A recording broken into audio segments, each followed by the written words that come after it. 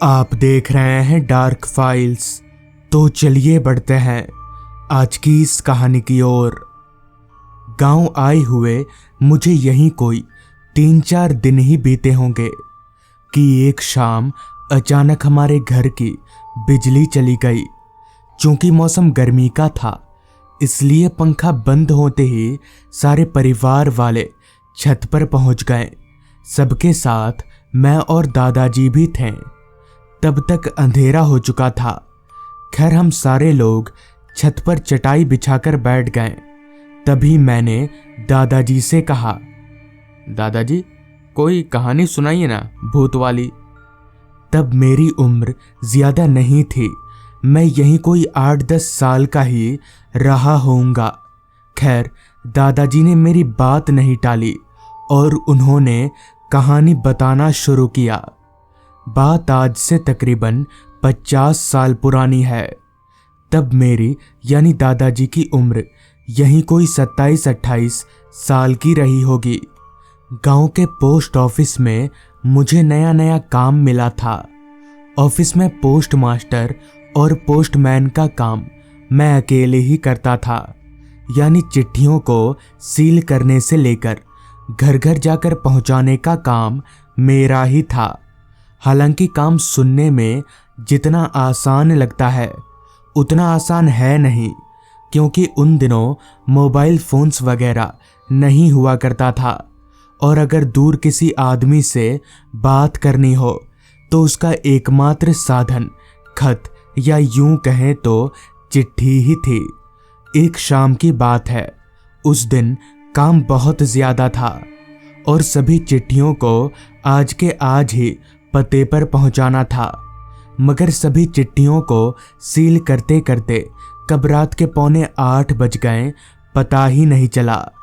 अमूमन इतने बजे तक मेरी ड्यूटी खत्म हो जाती थी, मगर आज ऊपर से ऑर्डर था कि सबको ओवर टाइम करना है, जिससे मुझे एक्स्ट्रा पैसे भी मिलेंगे। इसलिए मैं रुका नहीं और चुपचाप काम करता चला गया। रात के ठीक 8:30 बजे मैं सभी चिट्ठियों को सील करके साइकिल में एक थैले में भर कर निकल पड़ा चिट्ठियों को घर घर पहुंचाने। चूंकि उन दिनों गांव में बिजली की कोई सुविधा नहीं थी, इसलिए मैंने अपनी साइकिल के हैंडल पर एक लालटेन लटकाया हुआ था, जिसकी रोशनी के कारण मुझे साइकिल चलाने में बहुत मदद मिल रही थी। गांव के रास्ते पर आदमी तो दूर, एक जानवर तलक भी नजर नहीं आ रहा था, जो कि उस जमाने में यानी आज से 50 साल पहले लाजमी ही था। उस समय के लोगों का मानना था कि रात हो जाने के बाद गांव में शैतानी आत्माएं भटकने लग जाती हैं।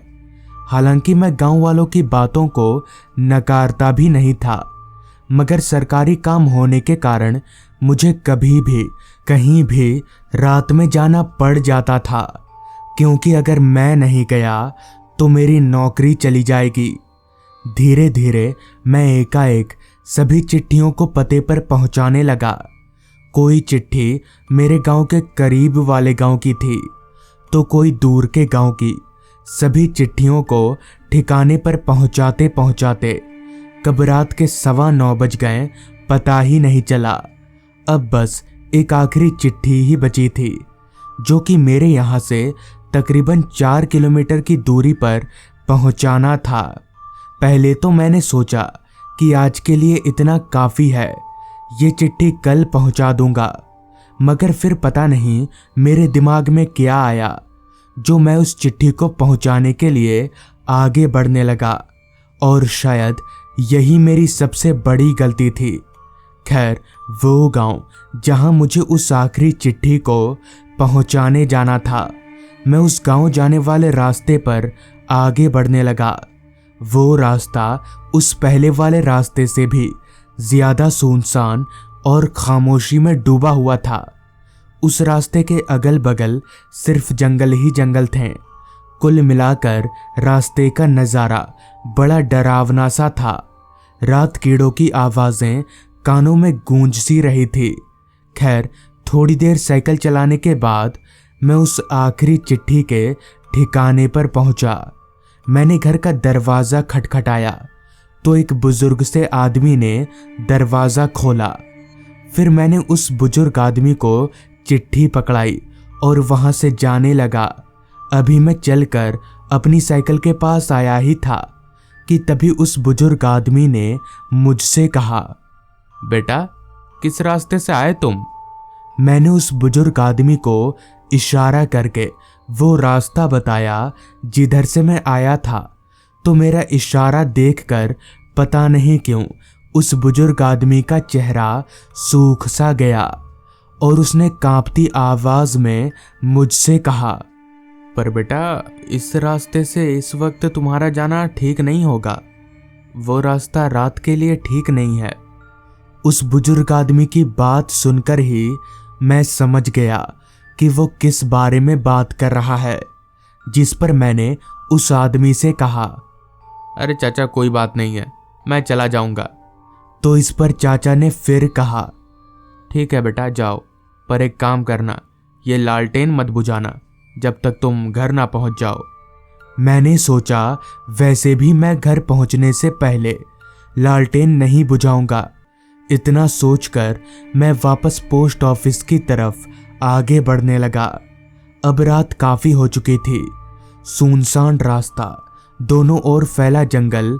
कहीं ना कहीं उस आदमी की बात सुनकर अब मुझे डर लगने लगा था, मगर आते वक्त तो कुछ हुआ नहीं, तो अब क्या होगा, यही उम्मीद लेकर मैं आगे बढ़े जा रहा था। पता नहीं क्यों उस रास्ते पर मुझे हल्की हल्की ठंड महसूस होने लगी थी, जबकि मौसम ठंड का नहीं था, मौसम गर्मी का था। शरीर में एक अजीब तरह की सिरहन हो रही थी। एक अलग सा डर मेरे जहन में घूम रहा था, जिन्हें लफ्जों में बयां कर पाना मुश्किल ही नहीं बल्कि नामुमकिन है। लालटेन की रोशनी में अभी मैं साइकिल चला ही रहा था कि तभी अचानक मेरी साइकिल का चैन उतर गया। अचानक चैन उतर जाने से मुझे काफी हैरानी हुई कि आखिर अभी ये साइकिल को क्या हो गया।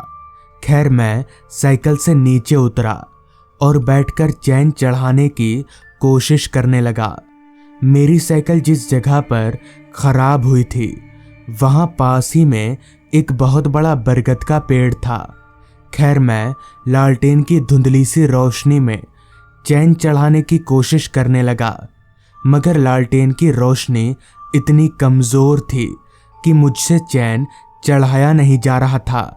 अभी मैं चैन चढ़ा ही रहा था कि तभी पीछे की तरफ से मुझे एक भारी सी आवाज आई, डाकिया बाबू आ गए चिट्ठी पहुंचाकर। आवाज सुनकर मैं तुरंत पीछे पलटा तो पाया कि अब उस बरगद के पेड़ के नीचे एक आदमी बैठा हुआ है। उस आदमी का चेहरा शॉल से ढका हुआ था। मुझे काफी हैरानी हुई कि आखिर इस आदमी को पता कैसे चल गया कि मैं चिट्ठी पहुंचाकर आ रहा हूं, जिस पर मैंने उस आदमी से कहा, हाँ पर आप कौन हैं? इस रास्ते पर आप क्या कर रहे हैं? इस पर उस आदमी ने कहा, सब बताता हूँ, पहले ये लालटेन बुझाओ, लालटेन देखकर मुझे बहुत डर लगता है। इस पर मैंने कहा, नहीं यहाँ इतना अंधेरा है, अगर मैंने लालटेन बुझाया तो मैं देखूंगा कैसे? अभी मैंने इतना कहा ही था कि तभी उस आदमी ने अपने चेहरे पर से वो शॉल हटा दिया। तो मैंने जो देखा वो देखकर मेरी सिट्टी बिट्टी गुल हो गई, क्योंकि उस आदमी का सर उसके धड़ से अलग था और वो सर हवा में उड़ रहा था। मगर ये कैसे हो सकता है? किसी आदमी का सर उसके धड़ से अलग हवा में कैसे उड़ सकता है? मुझे समझ नहीं आ रहा था। तभी उस आदमी ने फिर से कहा, कहा ना लालटेन बुझाओ, वरना तेरा भी सर ऐसे ही धड़ से अलग हो जाएगा। अब तक मैं समझ चुका था कि वो आदमी इंसान नहीं है बल्कि वो कुछ और ही है। इसलिए मैं साइकिल को धक्का देते ही वहां से भागने लगा। भागते भागते मैंने एक दफ़ा पीछे पलटकर देखा तो पाया कि अब वो सिरकटा आदमी वहां से गायब हो चुका है। उस रात शायद लालटेन ना बुझाने के चलते मेरी जान बच गई, मगर वो आदमी आखिर था कौन ये आज तक पता नहीं चल पाया। इतना कहकर दादाजी ने अपनी कहानी खत्म की। दादाजी की कहानी सुनकर मैं काफ़ी डर गया और उस पूरी रात मुझे नींद नहीं आई। तो दोस्तों, ये थी आज की कहानी। अगर आपको ये कहानी पसंद आई हो तो चैनल को ज़रूर सब्सक्राइब कर लें। तो मैं आपका दोस्त आर्यन जल्द ही मिलूँगा आपसे ऐसी ही एक कहानी के साथ।